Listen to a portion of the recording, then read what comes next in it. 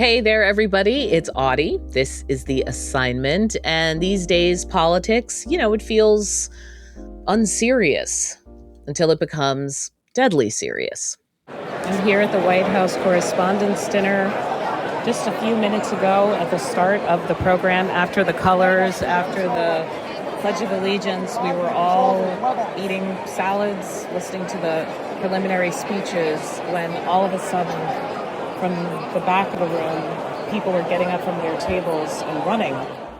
Now, I didn't record video, but this audio is from table 109 of the White House Correspondents' Dinner. And next to me, crouched down in a tux, was Shane McMahon, former wrestler of WWE family fame, which is why Washington can be so surreal. This weekend in general can be so surreal, where the line blurs between serious politics and unserious pop culture.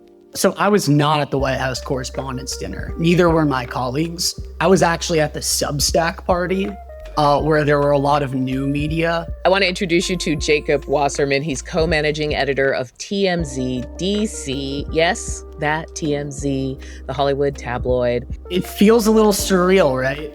I mean, there's the president about to be an attempted assassination, and the party kind of goes on. And TMZ has been in Washington, officially here, for less than a month, making those blurred lines even more blurry. And Jacob, he's going through a bit of a culture shock. So as we were talking, we actually moved on pretty quickly from last weekend's events, kind of like Washington itself. But we did swap notes. He's in the middle of a crash course about power and the political press. And then I asked him what I need to know, as the assignment is about to evolve into something new. So stay with us.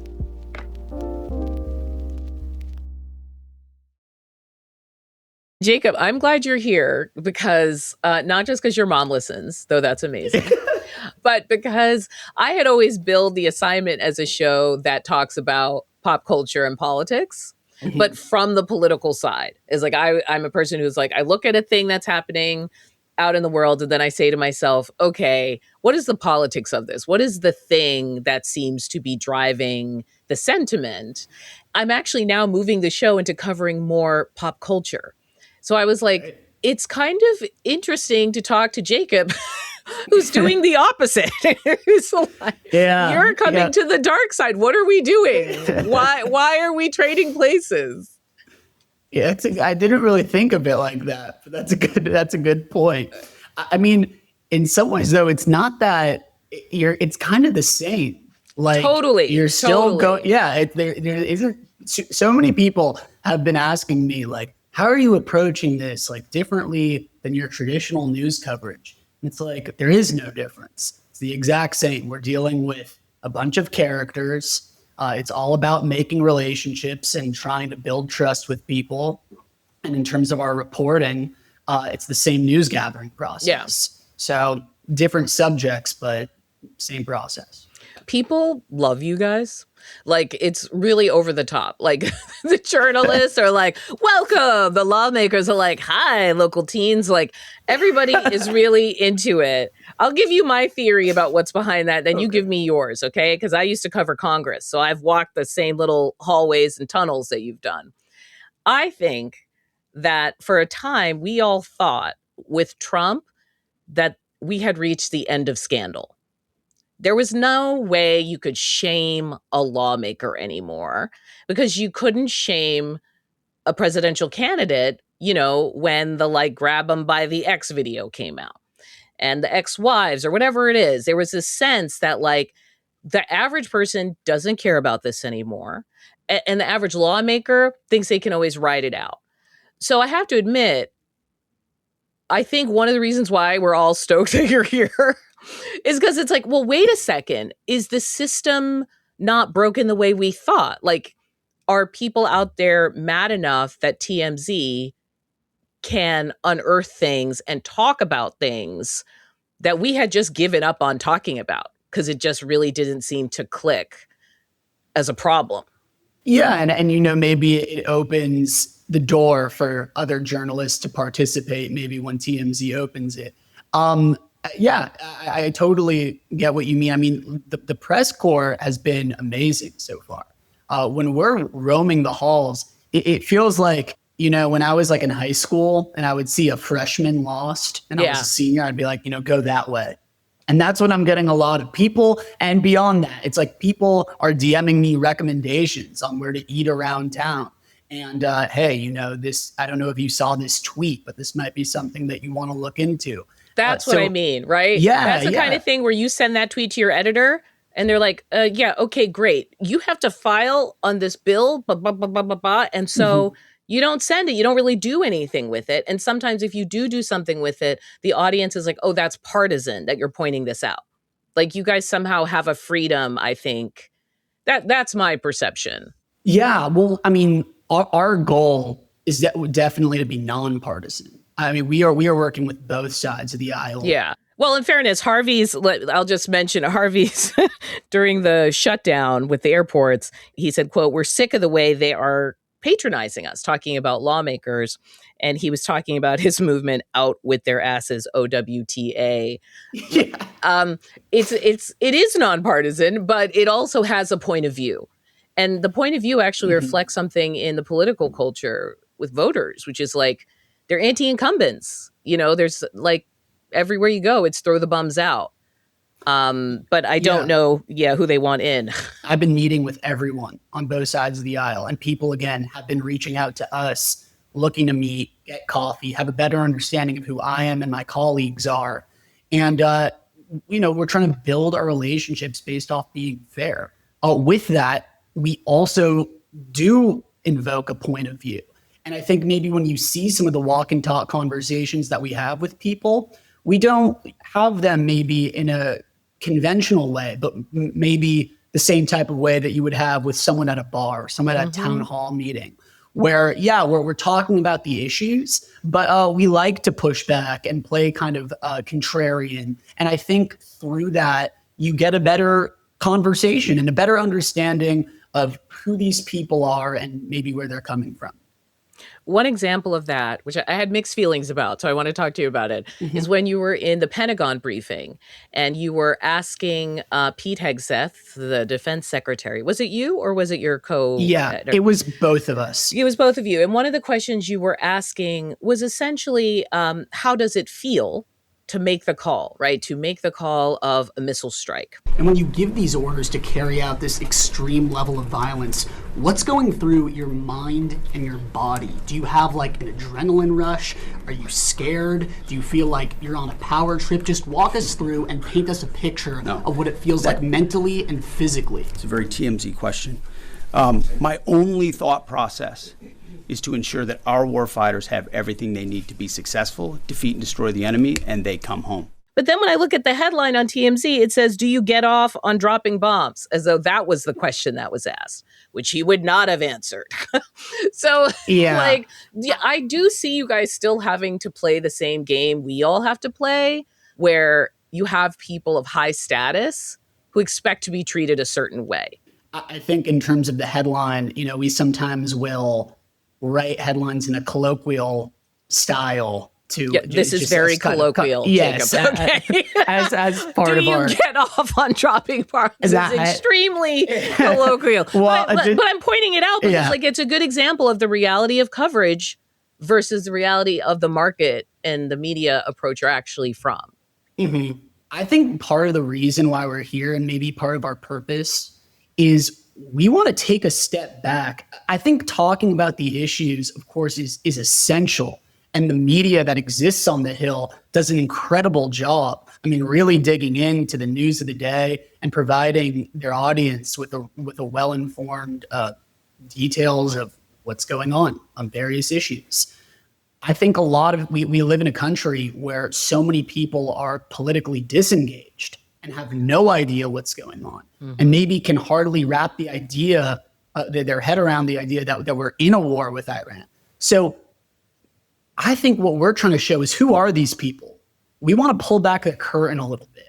And in terms of that question, the question was about, here you have this immense responsibility. You have this immense level of power.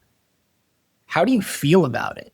How do you feel? You talk a lot about bombing people. You know, I mean, that's like as serious as it gets. Who is this person that's making this call? Like, how do they experience it?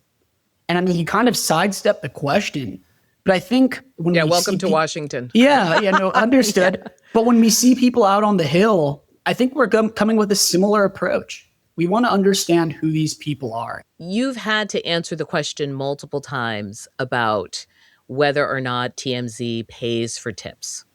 Because the public understanding of this is that TMZ will pay people for what they call assets. So video, maybe that somebody has taken. Here in Washington, there are some pretty serious legal sort of barriers to doing things like that. How do you think about that process in this environment? We're taking a video and selling that video like has different implications. Yeah. Than someone standing outside of LAX. Do you know what I mean? Or standing outside a nightclub. Sure. Well, yeah, to answer the question, yeah, TMZ does not pay for tips in terms of information. Like that is something that is 100% false, that I think is peddled sometimes to just discredit us. In terms of what we do pay for photos and we pay for videos, but the same way that other news outlets do too. I mean, for example, if you are a TV news network and you want to use a Getty photo, or not even TV, any news network. Yeah. I mean, that costs money if you use a Getty photo. So if someone has a photo and we want to buy it, I don't see the difference between what's wrong there. Of course, we have our lines, and there are plenty of things that we would never publish that some people might think we would. I'm learning here in DC. Like what? Things that are just far too like salacious and sensitive. Like what? Things that are I don't have like a specific example that I necessarily want to share. Affairs or like yeah, I'm trying to understand what's too salacious in this day and age. Everything we do is a judgment call, and it's not something that I just make independently. You know, we have an incredible team in Los Angeles full of veteran news producers. Harvey Levin, Charles, these are people who have been working in news for decades. So we all work in a cohesive way. And whenever we deal with a story that is sensitive, we review it all together. Yeah. So it's a case by case basis. And that's why when you were asking, you know, what specifically, it's like there's a lot of different things that come across our desk. And ultimately, it's like we just have to make a judgment call. And sometimes we give it the green light, and sometimes we say, no, you know, it's not for us. I don't mean to henpeck you. I think the reason why I'm asking this is like when I was your age, I remember I was covering John Edwards' campaign in North Carolina. And I was standing in a political scrum, and someone asked him whether he was having an affair. And he just looked dead at the whole group and said, that's tabloid trash. And everyone just kind of let it go. It was like, okay, that's not our job. That's the job of this other, you know, in the end, it was the National Enquirer, and they were correct. But I think like maybe I'm poking at you a little because I'm like, wait, are you guys going to go after the stuff that the lawmakers are dismissive of, tell us not to ask about, try and judge us for being curious about? Like, do you guys not have the baggage we have about some of these questions? And do you have knowledge we don't have about how to cover a story like that? Well, I don't think we're afraid to ask the big questions. There's like an elephant in a room. We're not afraid to ask it. I mean, we asked RFK the other day what his fascination was with roadkill, which I mean, that was a pretty direct question. Yeah. And we would like to know. Yeah. So it's like, so I don't know if like maybe other outlets would be as comfortable asking that. And that clip got a lot of attention, you know, because again, people are curious. So in that regard, no, we're not scared or not scared. We're not, not timid to ask a question that people are burning or that's people want to know. Okay, after the break, Jacob is going to get to ask me his burning questions about DC's, you know, quirks.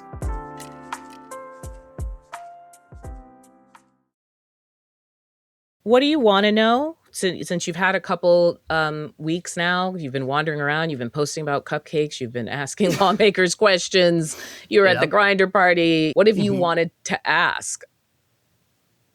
of other reporters or whatever you wanted That's to a good know. question. That's a good question. Why does Twitter hold so much social currency here?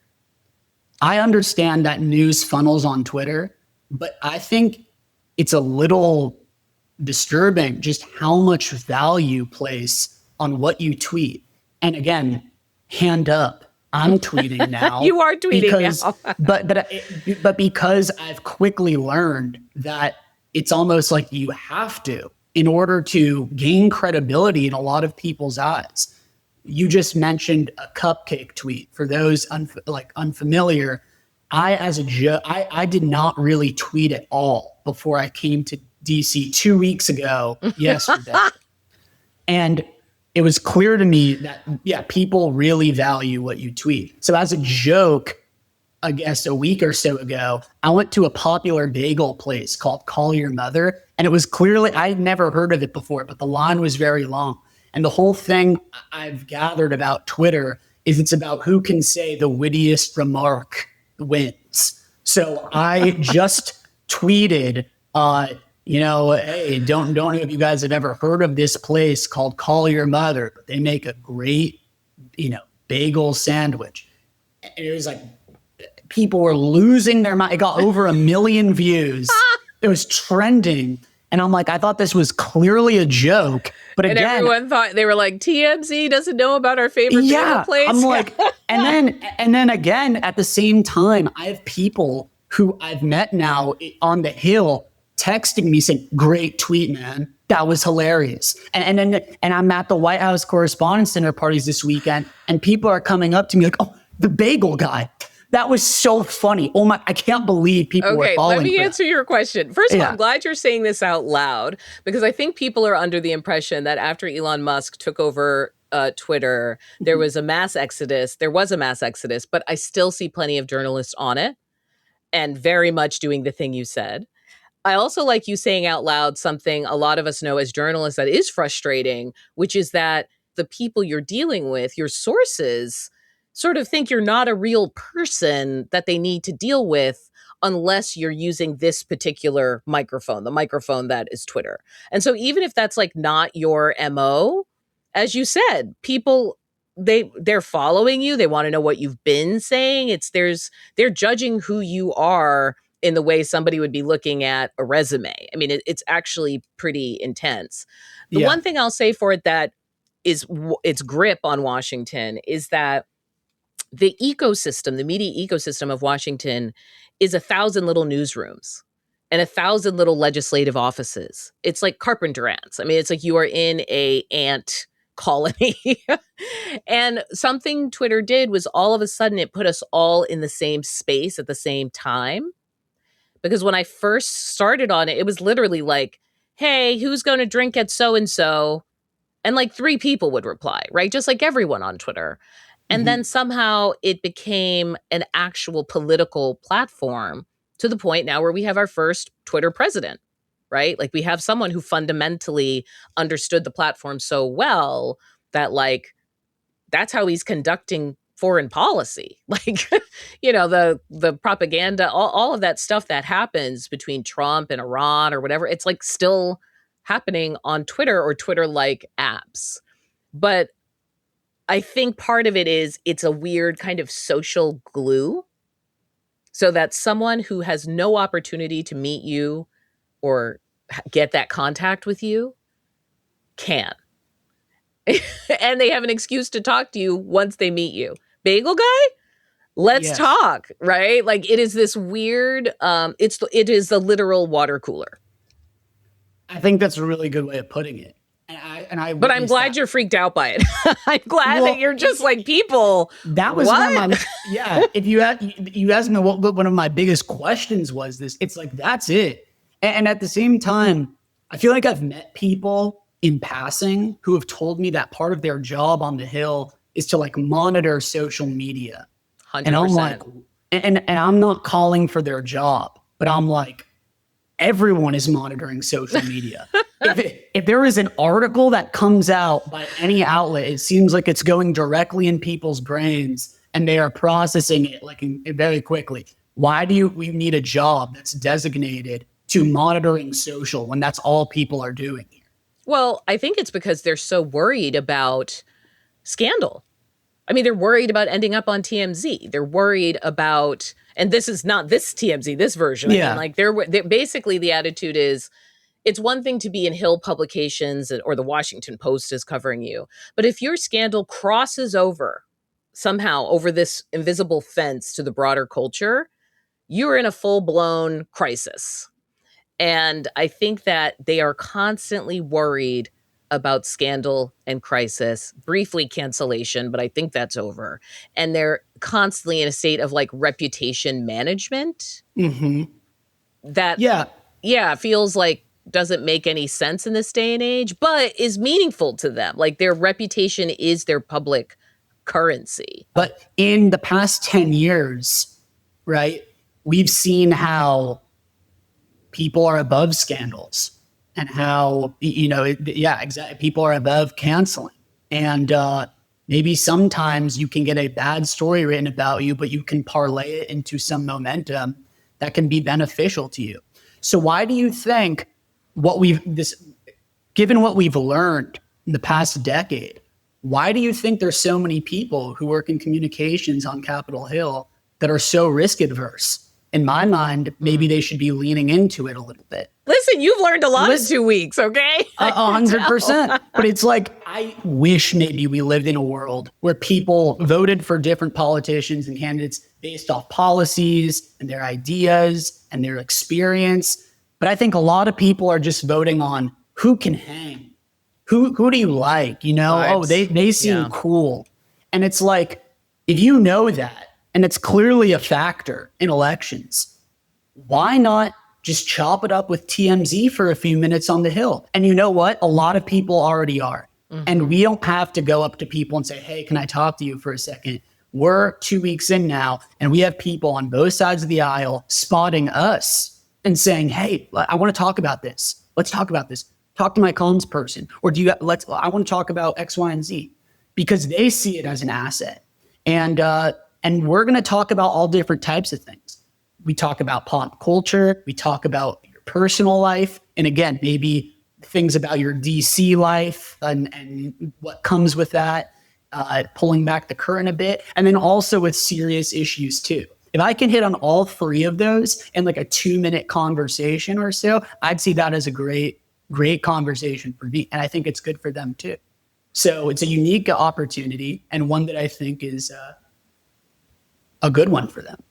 So now hearing you, I'm like, what advice do you have for me? Because those are also my goals, but I usually don't do them in 2 minutes. So now that I'm going to be covering more pop culture, like what do you think I should know? In terms of talking to celebrities, I think now it's just politics has become pop culture. And maybe that's why you feel like this shift too.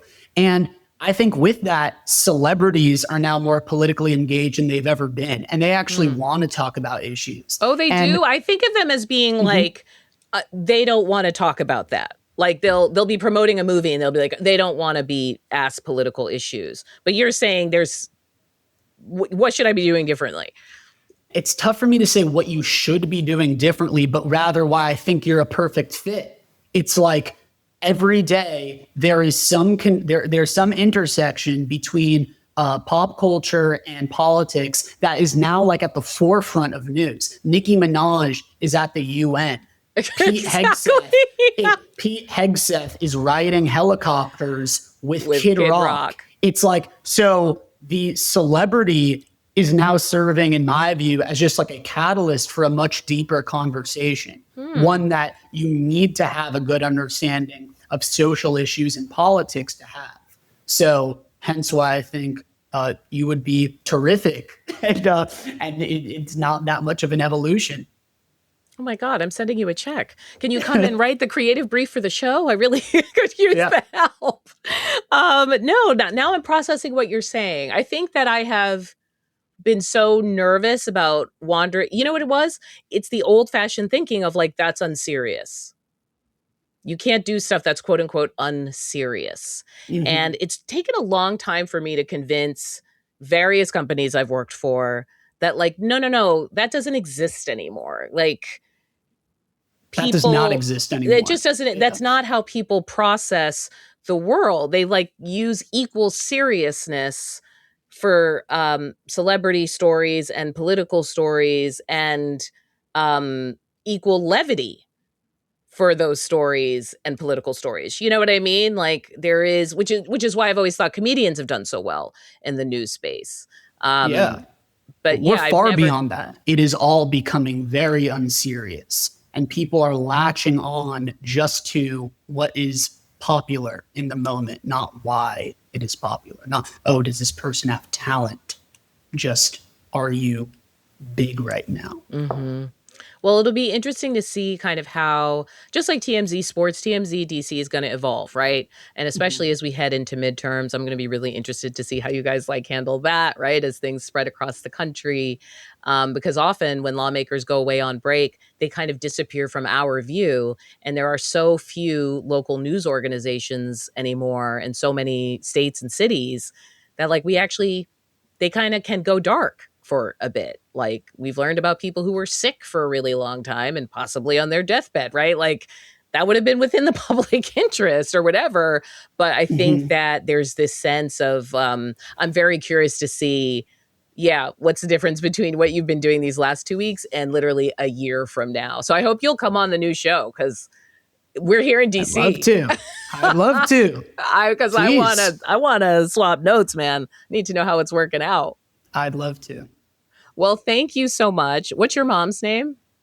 Her name is Winnie. Winnie. Well, Winnie, an early happy Mother's Day. Oh my gosh. You done good. You done good. Tell people where they can find you. What are your like social media handles, etc.? Yeah, I'd say Twitter, like we discussed. Great way to find me. It's Jacob Was, and I want to talk to everyone.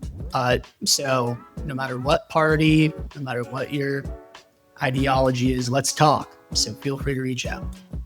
That was Jacob Wasserman. He's co-managing editor of TMZ DC. And before you go, you should know this is the last episode of The Assignment, or at least The Assignment as we know it. I'm not going away. In fact, the show is evolving into a new show called Engagement Party, and I'm going to have a co-host, Ari Shapiro, also formerly of NPR, and we are going to cover, as you heard, culture, pop culture, and power, things you've heard us talking about on The Assignment. Same feed, slightly different vibe. And before we leave for the party, I want to take a minute to pass the mic to some people who honestly help make this show what it is. Hi, I'm Matt Martinez. Hey, I'm Sophia Sanchez. I'm Madeline Thompson. Hi, I'm Lori Gallaretta. Hi, my name is Kira Daring. I'm Jennifer Lai. I'm Dan Bloom. My name is Grace Walker. Hi, I'm Jesse Remedios. I'm Graylin Brashear. My favorite episode of The Assignment is Audie's conversation with Baratunde Thurston. It is a lovely, wide-ranging conversation about what it means to be patriotic in a moment when that feels really, really hard. The episode that I loved producing was Did Bad Bunny Win the Culture War? Because 1, he did. 2, we talked to the profiler, Susie Exposito. And 3, we were able to capture Benito Mania in real time. The episode of The Assignment that I'm the most proud of is all the things we're saying about heated rivalry. The episode that I liked working on the most was AI in the Time of Loneliness, because it took some convincing to get this one done, but I think at the end of it, it was a really awesome journey. My favorite show that I got to work on was Why Does Dating Feel So Hard Right Now? Because I love reality TV, and we had the couples therapy show host on. My favorite episode of The Assignment is Meet the Man Who Saw the LA Fires Coming. I loved working on the serious business of romance novels. It was awesome to get to go to the bookstore in Brooklyn and talk with all the booksellers about their favorite romance novel tropes. My favorite episode of The Assignment that I worked on was called Can We Build Our Way Out of the Housing Crisis? It was about the YIMBY movement, and we actually filmed it on camera in an orange grove in Ojai. The episode of The Assignment that I worked on that I enjoyed the most is why Elon Musk wants you to have more kids. The episode of The Assignment that I'll remember forever was with the lead singer of Old Crow Medicine Show, Ketch Secor. And during this interview, he pulls out his guitar and plays this song for Audie called Louder Than Guns. That's the title of the episode, and that song still comes to me all the time. And a few more people we have to thank: Isoke Samuel, Sonia Tun, Carla Javier, Allison Park, Alex Stern, Steve Lichtai, Dan DeZula, and as always, as we used to say, Katie Hinman. Thank you for all you've done to make the assignment what it is. And for the rest of you, make sure you come back to the feed. We kick off on May 22nd.